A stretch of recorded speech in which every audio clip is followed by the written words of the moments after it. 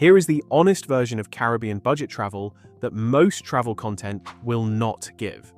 The Caribbean is not Southeast Asia. It is not the Balkans. $60 a day is the realistic floor for a genuine experience across most of the region.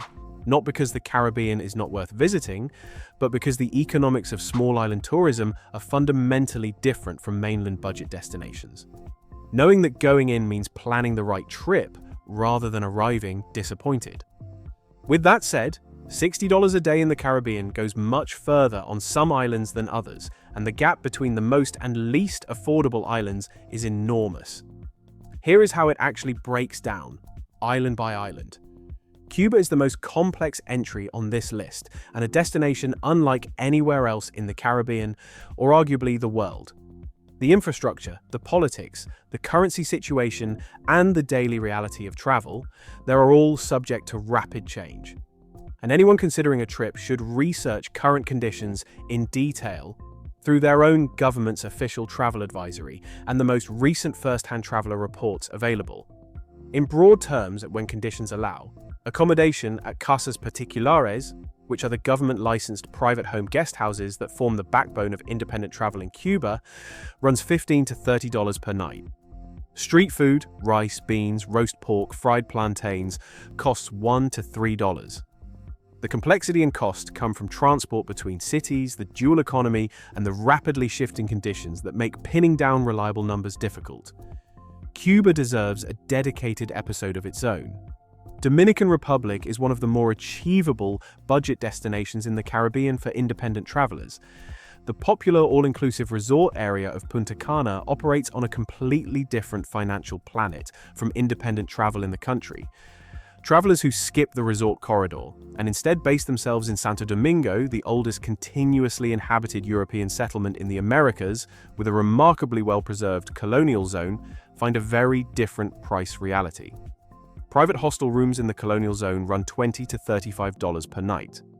A full meal at a local Commodore, rice, beans, stewed chicken or fish, fried plantains, costs $3 to $6. Motoconcho taxis, the motorbike taxis that are the primary local transport, cost 50 cents to $2 for short trips. Santo Domingo typically runs $40 to $60 per day for an independent traveler. Cabaret on the north coast, a hub for kitesurfing and a somewhat more backpacker-friendly beach town, runs similarly. Puerto Rico sits in an interesting position. It uses the US dollar, has US standard infrastructure and pricing in most areas, and is therefore considerably more expensive than most Caribbean islands for accommodation and dining. San Juan's hotel costs are comparable to a mid-tier US city. However, Puerto Rico has a strong culture of locally run food trucks and street food. The Piñones coastal strip east of San Juan is famous for frituras, the fried street food snacks, at $1 to $3 each. Accommodation at guest houses in the old San Juan area or in smaller towns like Rincon on the west coast runs $50 to $80 per night at the budget end. $60 a day in Puerto Rico covers food comfortably but requires camping or the most basic guest house accommodation. It is achievable but tight. Jamaica is a destination where costs vary enormously depending on whether the tourist circuit is avoided. Montego Bay and Negril, the two main resort towns, have accommodation and restaurant prices built entirely around package tourism.